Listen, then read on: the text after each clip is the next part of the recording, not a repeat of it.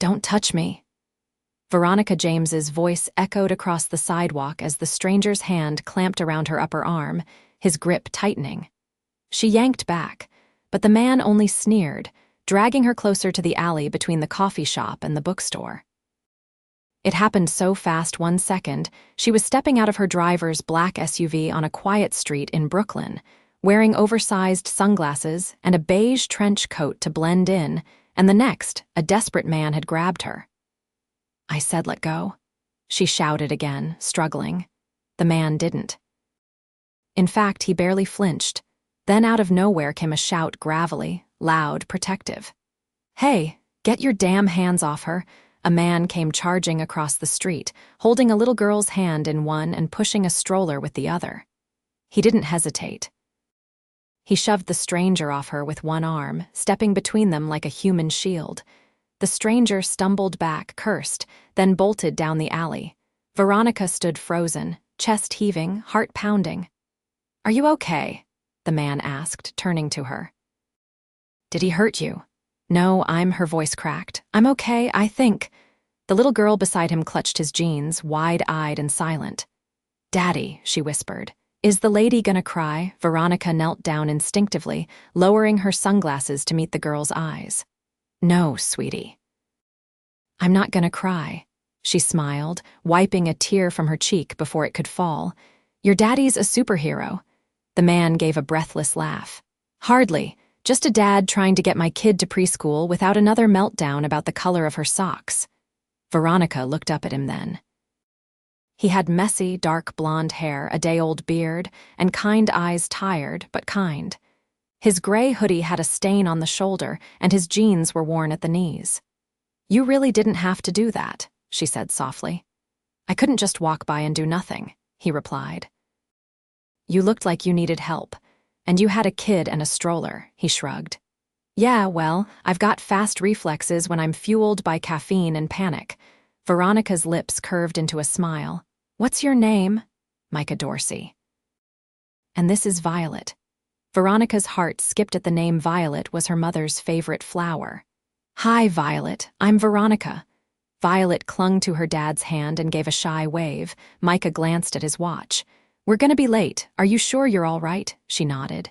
"Yes, really, thank you." "I don't know what would have happened if you hadn't stepped in." Micah hesitated, then reached into the stroller's bottom basket and pulled out a granola bar. "Here, emergency snack. It fixes everything according to Violet." Veronica laughed, taking it. "Thanks." She watched him cross the street again, Violet skipping beside him, the stroller bumping along, and she couldn't stop staring. She didn't usually linger when things like this happened. She had security, routine, structure. But something about Micah Dorsey made her pause. Made her want to know more. Her driver, Tony, finally emerged from the coffee shop, looking frantic. "Miss James, what happened?" "I'm fine," she said, brushing it off. "Let's head to the office." But as she slid into the back of the black SUV, Veronica turned to look out the window. Just in time to catch Micah lifting Violet into his arms and kissing her cheek. She didn't know why it tugged at something in her chest. She just knew it did. 3 days later, she saw him again. This time, it wasn't on a sidewalk. It was at the community center in Flatbush, where she'd quietly donated $500,000 under an alias to rebuild the after-school program. She liked coming here under the radar. No press, no staff, no designer anything. Just her jeans, a hoodie, and a clipboard. She was walking past the art room when she heard that same voice again. "Crayons shouldn't be edible, Violet." "They look like candy, Daddy," the little girl replied. Veronica peeked in. Micah was crouched beside his daughter, trying to pry a blue crayon from her grip while helping another kid glue macaroni to construction paper. He looked exhausted and completely devoted. She walked in before she could think twice. "Need a substitute assistant?" she joked. Micah glanced up, surprised. "Hey, it's you remembered." "Hard to forget someone who nearly got dragged into an alley," Violet gasped. "You're the fancy lady from the street," Veronica laughed. "Fancy, I'm wearing sweatpants." "You smell expensive," Violet said matter-of-factly. Micah groaned. Violet, we talked about honesty filters. It's fine. Veronica smiled. She's not wrong. He raised a brow. So, you just volunteering here today, or stalking me? A little of both, she teased. He looked amused.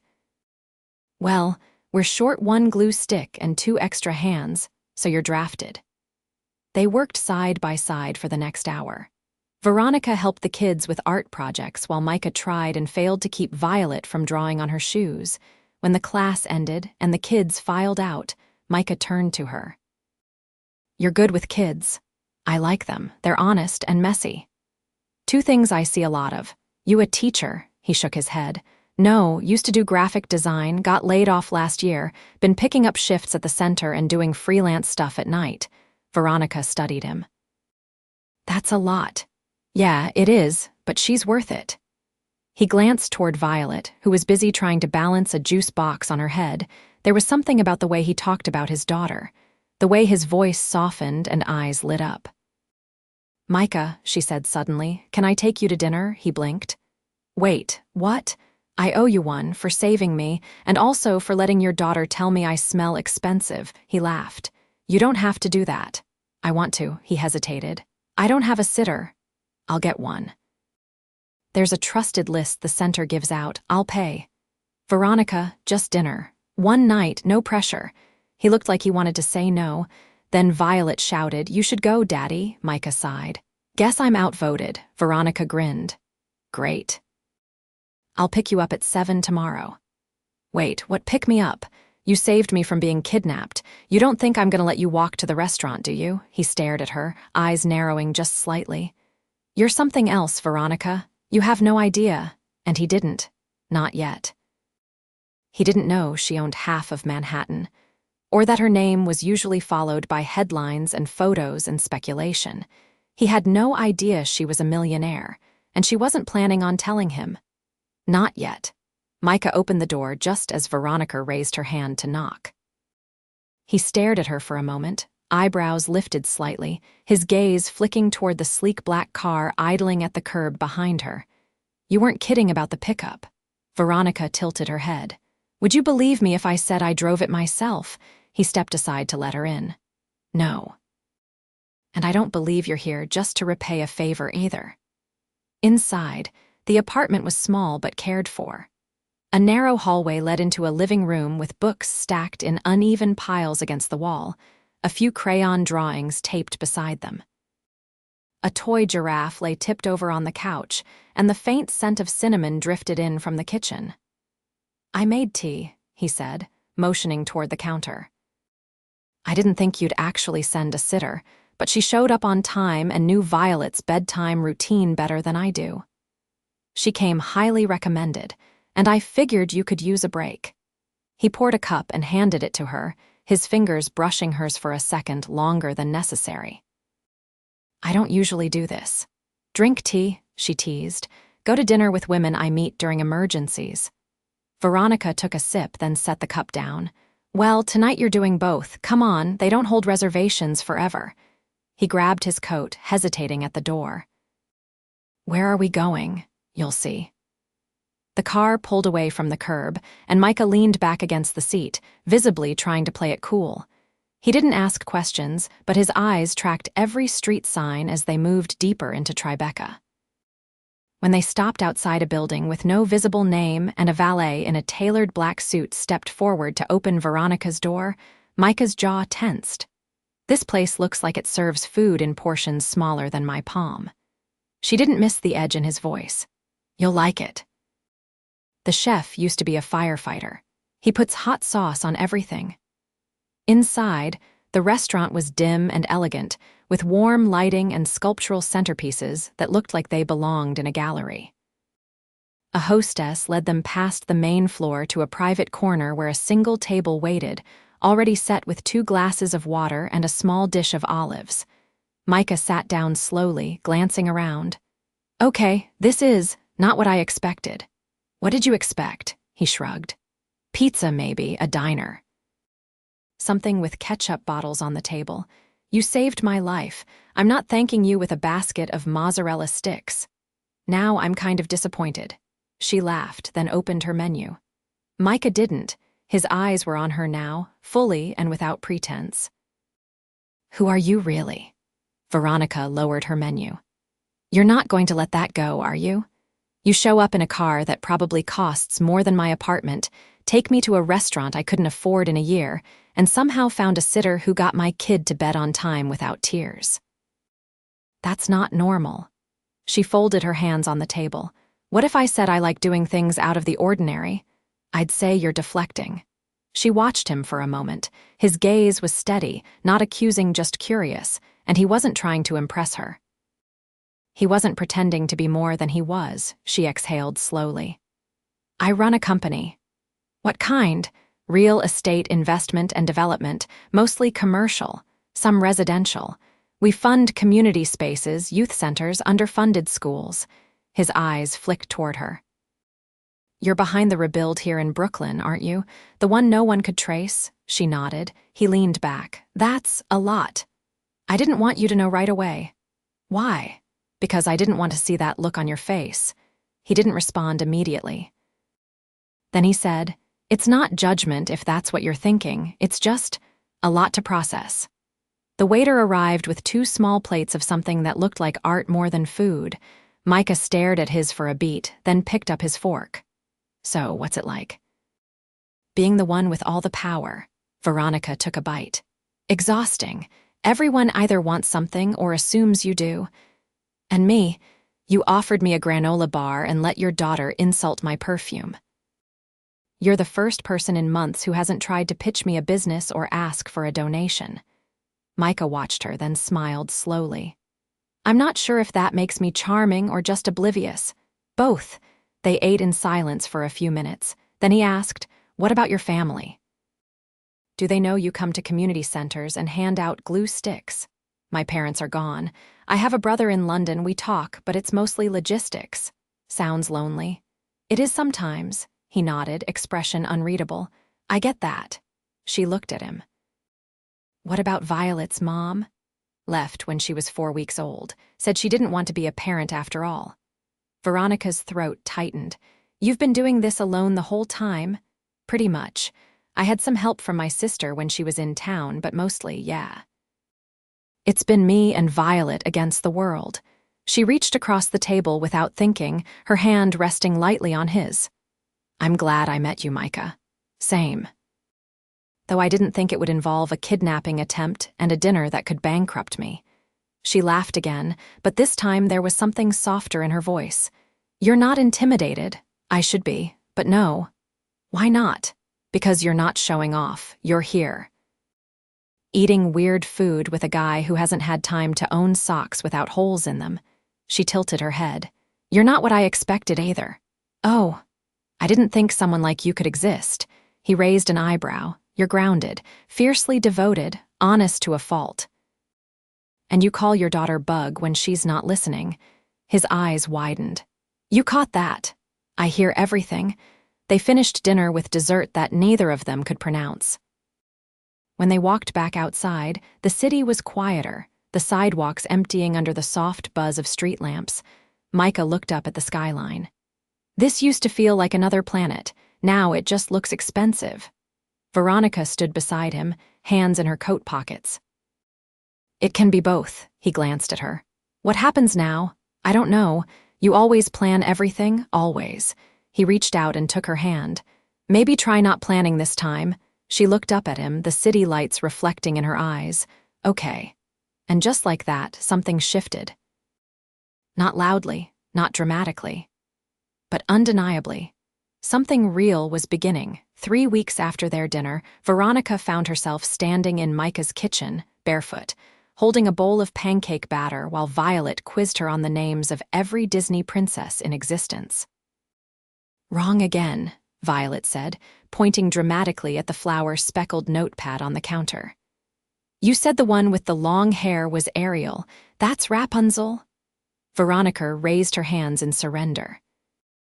"I'm clearly not qualified for this quiz." Micah leaned against the doorway, arms crossed, watching them both like he wasn't quite sure how this had become normal. "You brought this on yourself. You challenged her memory." "I thought I could win. She's 6. She's memorized 3 entire musicals." You never stood a chance. He reached over and tapped the side of the bowl. You're gonna burn the second batch. Veronica turned, startled, and quickly flipped the pancake. You could have said something sooner. I was enjoying the show. Violet giggled, then ran off to grab her stuffed bear from the living room. Veronica set the spatula down and turned to face him. You're quiet this morning, he hesitated. I got offered a job, full-time. Steady hours, benefits, the works, her eyebrows lifted. That's great, right? It's in Connecticut, she blinked. Oh, they'd want me there by the end of the month. That's fast. Yeah, Veronica crossed her arms, leaning back against the counter. What would it mean for Violet's school? She'd have to transfer. He rubbed the back of his neck. I'd need to find a new sitter, new apartment, new everything. And us. He looked up then, the question hanging in the space between them. I didn't expect there to be an us, he said finally. Not like this. I didn't either. But now there is, and I don't know how to make a decision that doesn't cut something important out. Veronica didn't respond right away. She walked to the sink, rinsed her hands, then turned back. What's holding you here? He looked at her like it should have been obvious.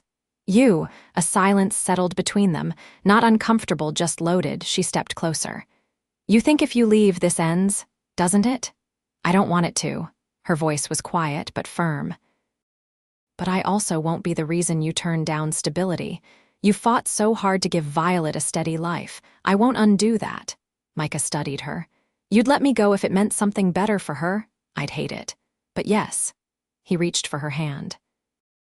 What if I don't want to go? Then we find another option. You always have options. I do, she admitted, but not every option comes with cinnamon pancakes and a 6-year-old who thinks I smell like money and vanilla. He laughed, the tension easing slightly. She likes you. A lot. I like her more than anyone I've met in the last 5 years. Micah looked down at their intertwined fingers. I need to make the decision with a clear head. I know. Will you be here if I stay? Yes. And if I go, I'll still be here. But it won't be the same. Violet came running back into the kitchen, her bear held high. I found him, and he says we should eat pancakes now. Micah kissed the top of her head. Then we better listen to him. Veronica served the pancakes in silence while Micah helped Violet into her seat. The morning light filtered through the narrow window, casting soft beams across the table. It felt ordinary and strangely monumental. After breakfast, Micah walked her to the door. There's a networking event tonight, she said. It's nothing fancy, just business people pretending they like each other. Come with me. He looked surprised. You want me there? I want you with me. I don't own a suit. I'll take care of it. He hesitated. I don't belong in that world. You belong wherever I am. The look he gave her wasn't romantic or dramatic. It was steady. A man learning to trust something he never expected. I'll come. That night, when Micah stepped out of the car in a tailored black jacket and clean-cut slacks, he looked like he didn't recognize himself. Violet had stayed with the same sitter from the first dinner, and Micah had spent the last hour texting her instructions written in all caps. Veronica met him outside the venue, wearing a deep navy gown with clean lines and no embellishments. She didn't need them. She saw his eyes move over her, not with awe, but with something closer to reverence. I feel like I should be parking cars, not walking into this place. You look perfect. He took her arm, and together they stepped into the room. The event was being hosted at a rooftop venue in the financial district. Glass walls framed the skyline, and soft music played beneath the low hum of conversation. Waiters moved through the crowd carrying trays of champagne. Micah kept close to her side, his posture guarded. Veronica noticed the way people glanced at him, trying to place his face. A man approached tall, with slicked back hair and a forced smile. Veronica, always a pleasure, and your guest is. This is Micah Dorsey, she said smoothly. He saved my life. The man faltered. I see. Micah, this is Andrew Bell. He runs the Midtown Redevelopment Fund. Andrew extended a hand, but Micah didn't take it. Nice to meet you. Andrew cleared his throat. Well, I'll let you two enjoy the view. As he walked away, Micah said under his breath, He thinks I'm security. I don't care what he thinks. You might. Eventually, she turned to him. If you think I'm going to wake up one day and wish I'd chosen someone with cufflinks and generational wealth, then you don't know me at all. He looked at her for a long moment. I want to. Know you. Then stay.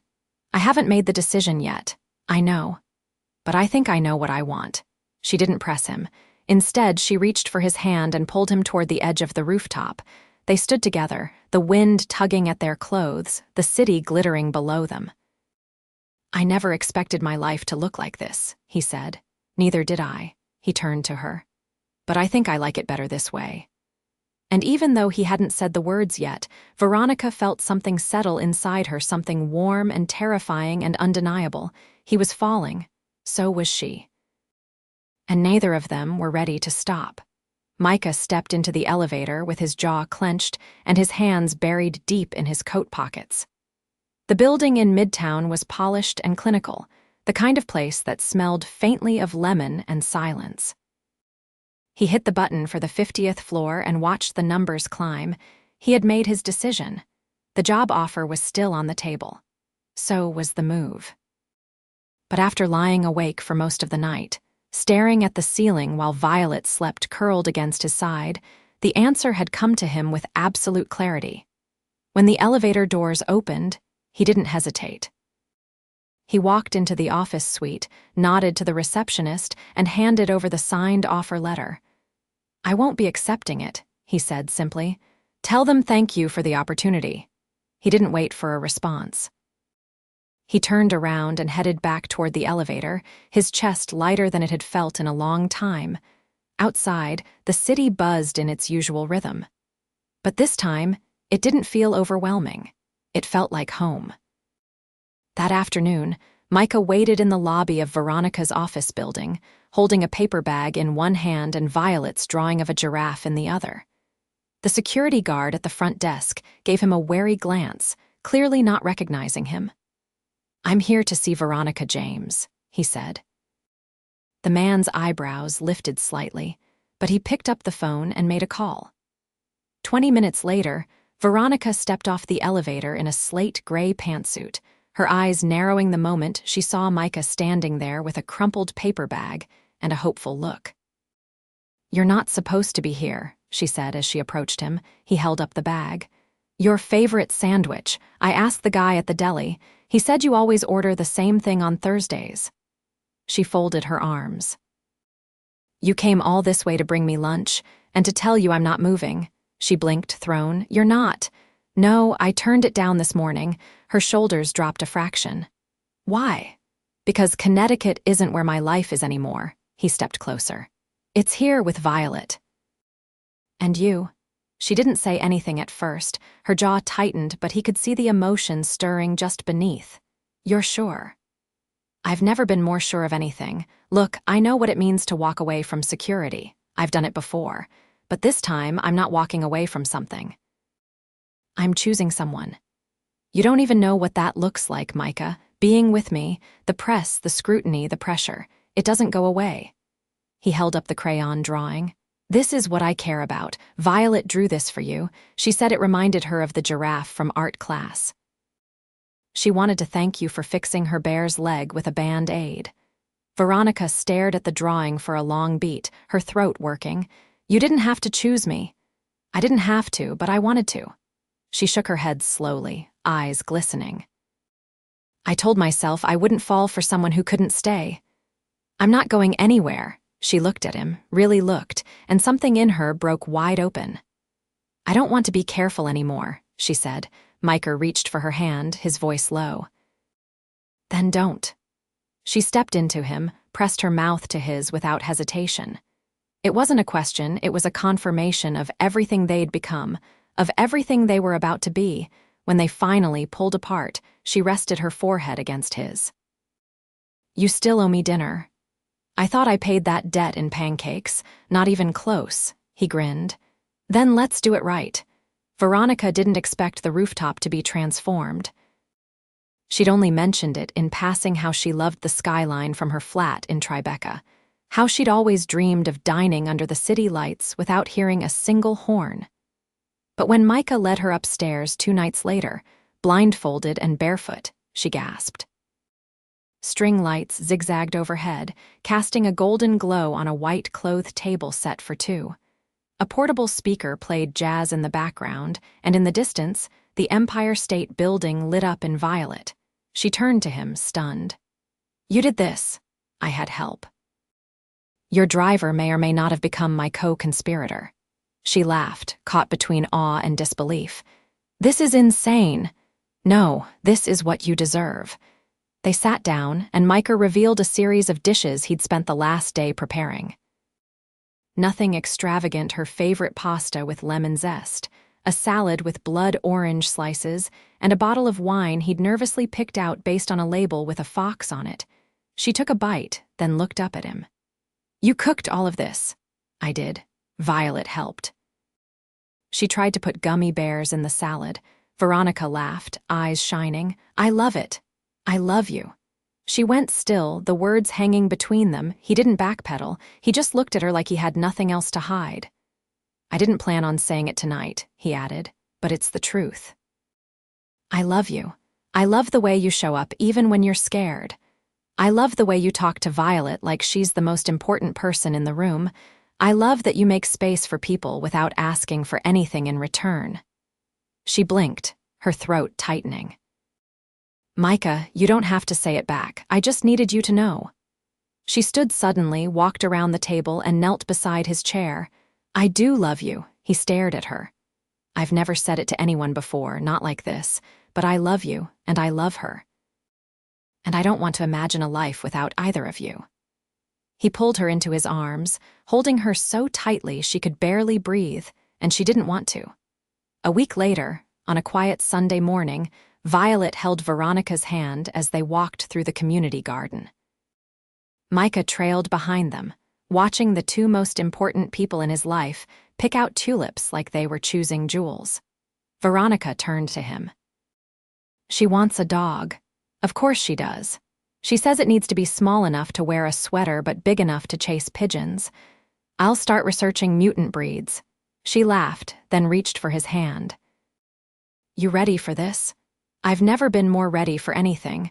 As they walked on, a light breeze lifting her hair and Violet skipping ahead to chase a butterfly, Micah leaned closer. "I still think you smell expensive." She elbowed him gently. "Don't make me regret this."